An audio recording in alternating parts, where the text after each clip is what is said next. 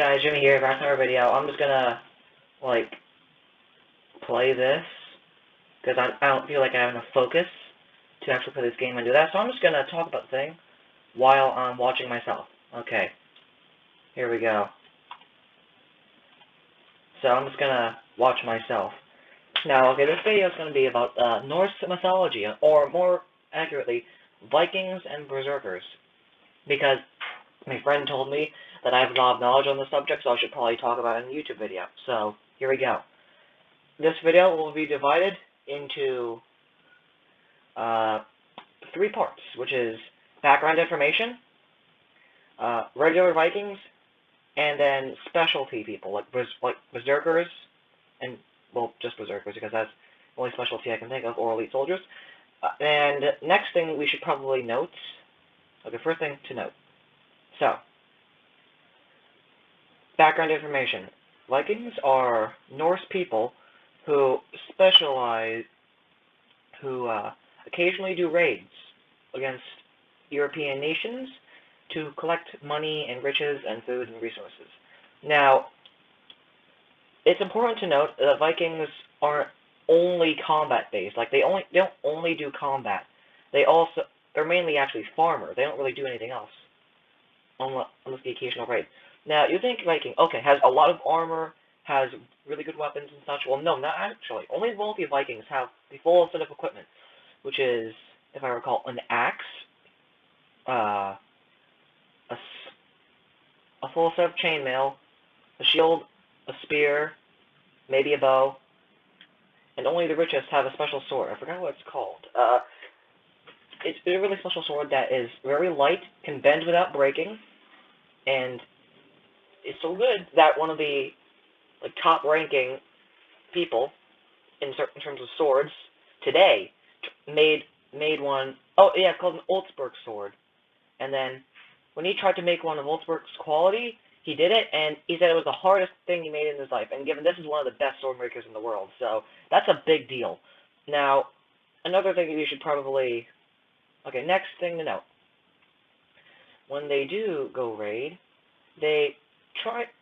berserkers and Vikings in general are known for their brute strength and power, but they're also like tactical geniuses, because they don't only raid like regular towns. They actually mainly raid like what's it called? Churches. They raid churches and like monasteries, because they have a lot of like riches, but are also like not really well guarded because they're churches. Now, next thing to note for the background information is poor Vikings usually have like just an axe or sword or spear, and like maybe they have chainmail. So they're very poor, which is why they sometimes work under wealthier Vikings, because back then Viking leaders were supposed to like arm their men. So if you worked for another Viking, it'd be perfect. It'd be a perfect way for you to just get free stuff. Now, speaking of free stuff is good. Okay, now for section 2, regular Vikings, and also I should probably name Vikings and also their transport mechanisms. Now, what to mention here?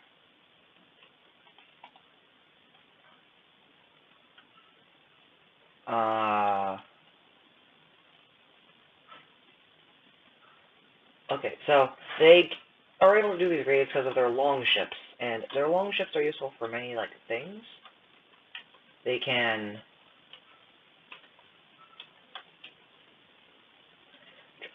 They're really good for bringing the Vikings all the way to their areas, and this is important to note because they usually go by sea, which allows them to like get to different places really insanely quickly, and they get in and out by raiding coastal areas, which is why they're also so smart. I mean, come on, like they raid places that are easy to raid.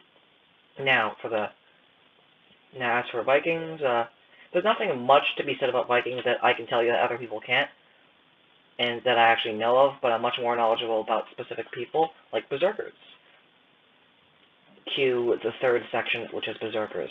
Now, berserkers are known for, like, they're known for a few things. Their blind rage is one of them. The next thing that you should probably know is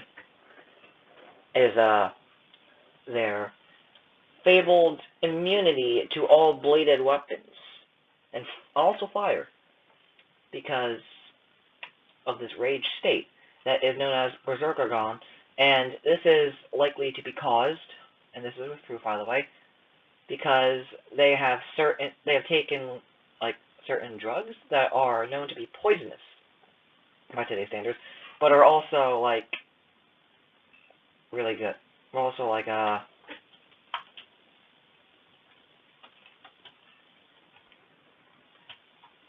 known to be poisonous, and what's kind of bad at, but in the right doses can cause rage states known as berserkergon, actually.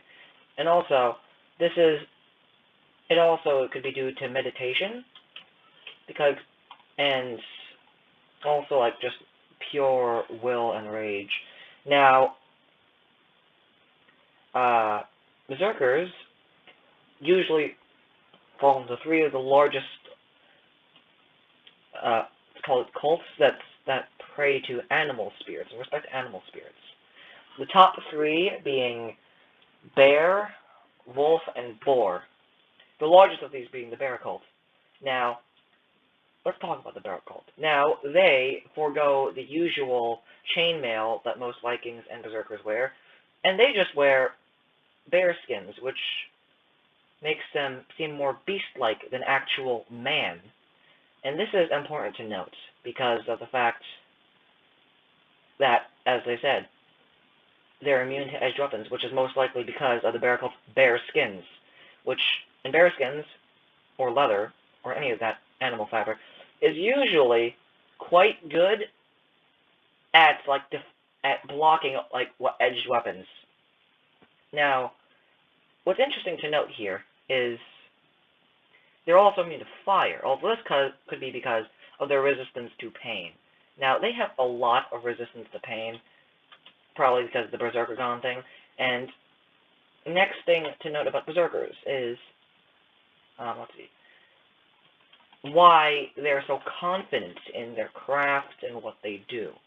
This is because berserkers try to live by the 9 noble virtues. I forgot what they are, but one of them is honor. I know one of them is like honor, truth, loyalty, and something like stuff like that. Now, if you were to, like, beat the raid, it would add to your honor because you, like, supported your family and stuff. Now, is the other one, which is now honor. And now, if you were to die in combat, it would also add to your honor because you died nobly. You didn't die in this little corner because you stubbed your toe too hard. Now, going on raids was a win-win. You'd either get stuff and honor, or die and go to Valhalla or Volksrang. I think is what it's called, which is basically the equivalent of Viking Heaven.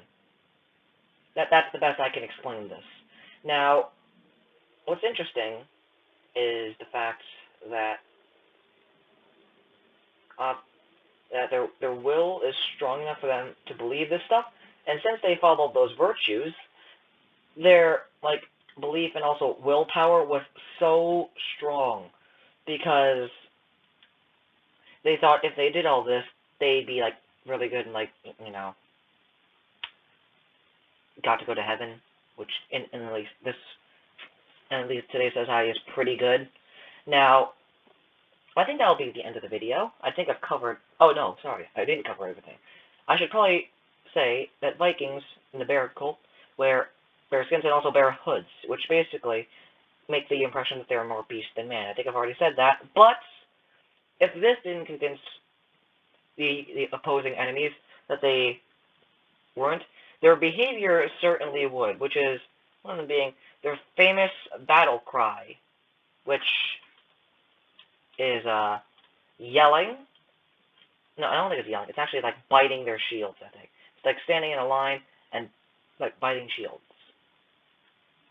to like symbolize that they're like in a frenzy. Now, I think that'll be the end of the video. That's a good place to end off, right? Now, that's the end of the video. My YouTube name is Jimmy, and cut.